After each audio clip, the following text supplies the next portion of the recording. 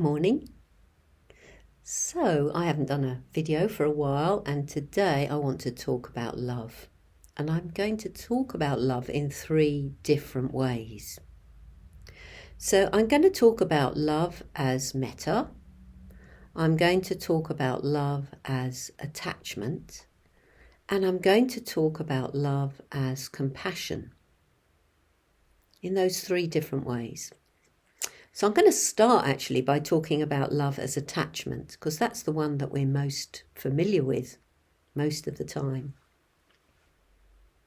So I've been thinking about how much we want to be loved, how much we crave to be loved, and how we spend a lot of our life looking for that love, that attachment,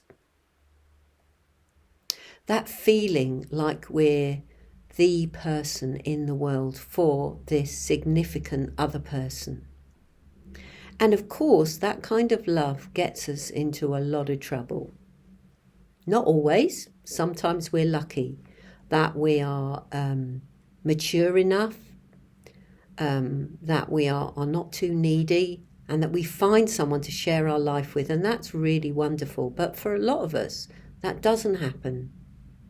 We end up spending half our life looking to be loved and looking for love and expecting to find the right person. So, as I often say, falling in love is a kind of madness. Well, not just a kind of madness, it is a state of being mad. So what happens when we fall in love? We find someone that we're attracted to, and that's predominantly a physical attraction. We really fancy them. And what we build on that is that this person is perfect. They're wonderful. We've never met anybody like them. They've got all these fabulous qualities.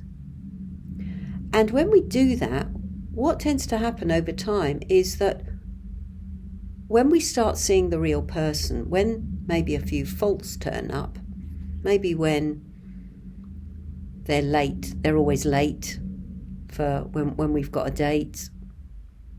Maybe when they're quite critical, we turn a blind eye. We don't see it because we've invested in that person being perfect.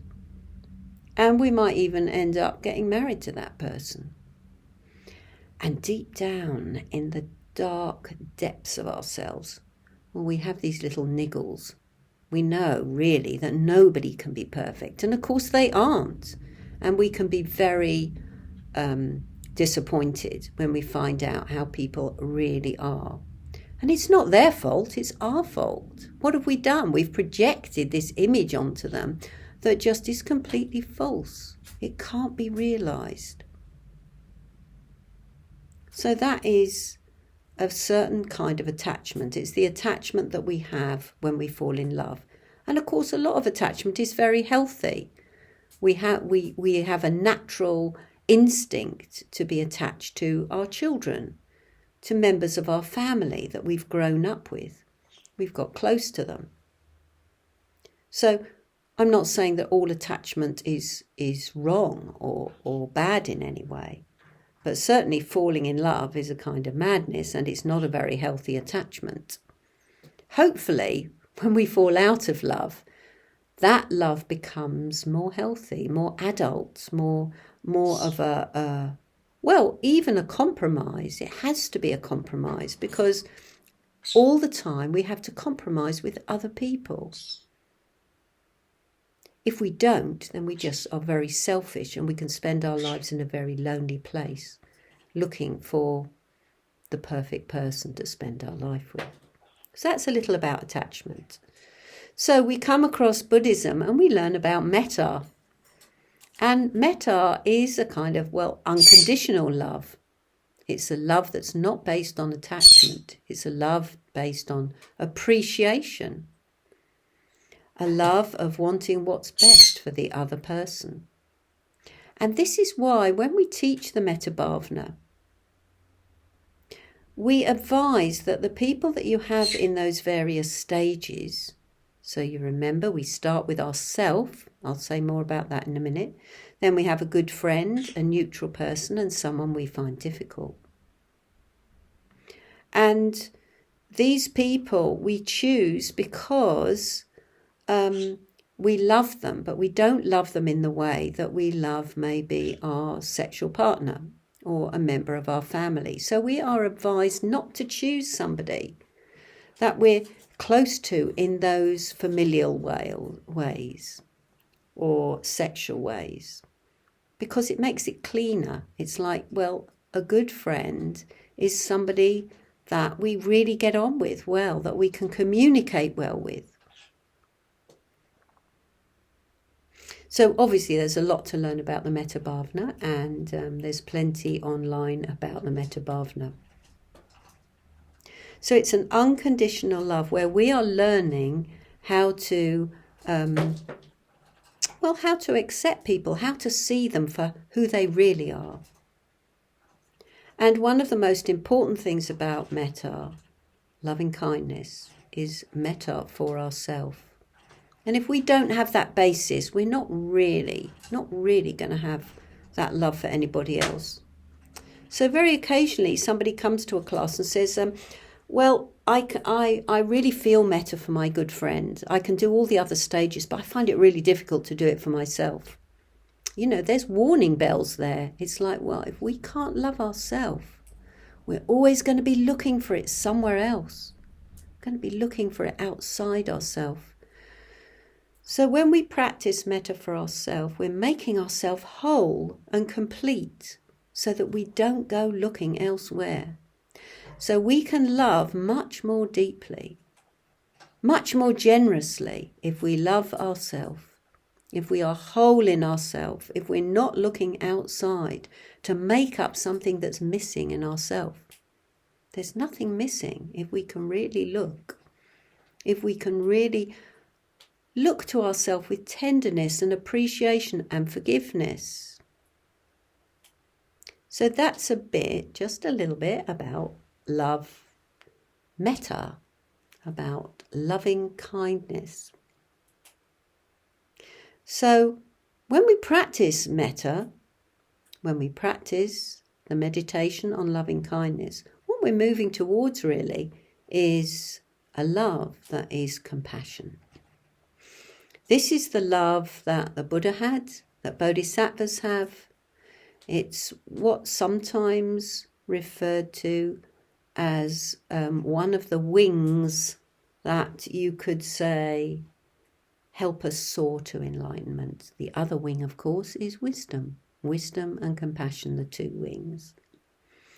So, what is compassion about? It's about love for all. This isn't just love for ourselves or for our family or our sexual partner or our friends. This is bigger than that. This is recognizing that we all want to escape suffering. We all want to be happy. We all want to be content. Every living being in the whole world. Not just human beings, but animals. You know, even the tiniest insect will try and escape if you're trying to harm them. You know, they want to escape from suffering. So compassion, real compassion, is a tall order. You know, it's not about weeping when we see somebody in trouble.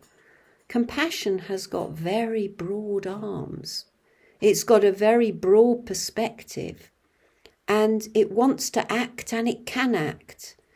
And when we are truly compassionate, we can act because we see clearly. So sometimes being compassionate can not be obvious from the way we act. You know, like, for example, tough love. Well, that might be more compassionate than just caving in and being driven by the attachment so that we don't do what's best for another person. So compassion is for all living beings. It's seeing reality.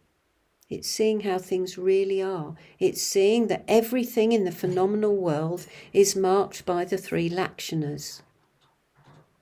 So those three lakshanas, you'll remember, is dukkha, or unsatisfactoriness, and no fixed self. No self ultimately, but certainly no fixed self. And impermanence. Everything is impermanent on this phenomenal world. And when we come to really see into those three lakshanas, we see that every living being is worthy of compassion. Everyone wants to escape suffering.